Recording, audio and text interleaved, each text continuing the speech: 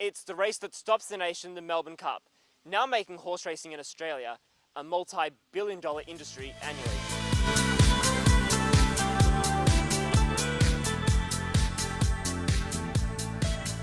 Thoroughbred racing is a highly competitive and costly industry to be involved in.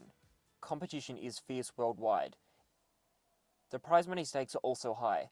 The prestigious Melbourne Cup, worth $5 million, is now one of the richest races in the world. With this in mind, for those that make a living out of the industry, life can be stressful on a daily basis in this high-pressured environment. Prominent racehorse owner Kevin O'Brien has been involved in the industry for over 30 years. He has experienced the highs and lows of what racing has to offer. Recent highs have included the enormous success of his current stock, Gold Audition, one of Australia's best fillies, winning nearly $3 million in prize money so far, Ice Chariot, Amarazzetti and Street Smart. Well, there's lots of highs and lows in racing, and anybody you would speak to, regardless of how successful or unsuccessful they've been, will talk to you about all the highs and lows. The highs, of course, are when you have horses that go to the races and win, and of course the more significant the race, the more pleasure and the more adrenaline there is from the horse winning a good race. 3, 4, 5 in front. Industrious getting to second from Fun in Flight. McFly, then Satin Robes running on, but Gold Edition can't his own. She's a brilliant filly. From my point of view, with the way we sit in the industry, our high, very much high, is when we breed a horse, one of the young foals that we have bred on our property, graduates to the racecourse and then can win. That is very much a satisfying process. But there are also the lows. The peak performance of both Caulfield and Melbourne Cup hopeful Ice Chariot recently suffering injury and undergoing surgery. On the track one morning, he unfortunately either put his foot into a divot or he landed badly and he tore what's a suspensory ligament. And we decided to operate on him, which we did last Friday week. And he's had what's called A-cell treatment, which is an injection of cells into the torn area of the ligament, which is like a tendon, and with a very stringent rehabilitation program, we are hopeful that he will that ligament will gain its initial strength, and he in 8-10 months' time he may be able to come back to the track. In Australia, and particularly Victoria, the passion for the sport is far more widespread.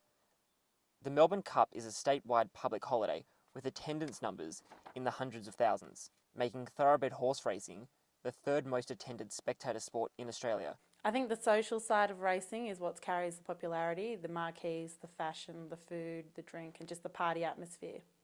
Our birdcage marquee this year is a first for the Spring Racing Carnival. We are having an ice bar built into our marquee. It is built on shipping containers, which will be 3 stories tall, with enough areas for a media centre, an ice bar, a DJ and a lounge area. The industry provides 250,000 jobs, with 300,000 people having direct interest as owners or as members of syndicates of the 31,000 horses in training. Gaining recognition and good reputation is hard to come by. Close relations to jockey, trainer and staff is the key to their success. We've had a relationship with a particular trainer who's now based at Toowoomba. Ron Maund is his name. He and I go back for almost 40 years. He trained his first horse for me back in 1968 when he was a very young man and I was a lot younger. And not that we had heaps of success, but we built up a wonderful rapport and a relationship as friends. And we treat our racing as a business, but it's also a very, very strong friendship. And I have the deepest respect for Ron's ability to choose horses at the sales and also his ability to get a horse to the racetrack. Sequential job, but look at Gold Editions, he's making an absolute mess of them. Gold Edition. Early this year, the horse racing industry was shattered with the outbreak of the equine influenza.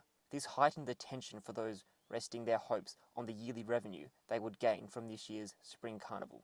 I think when you really do analyse just how far-reaching the effects are and the financial ramifications, it's not just on the lack of racing, the lack of turnover through the betting because of the lack of racing, the lack of support for the studs and the Stiper stallions that we're fostering, but the real effect has been on the average person who works and derives an income from the industry. But predominantly the people that work in the stables, the stable hands, the track riders, have all had their income split or reduced immeasurably, and as a consequence, there's going to be a lot of people hurting as a result of this particular virus.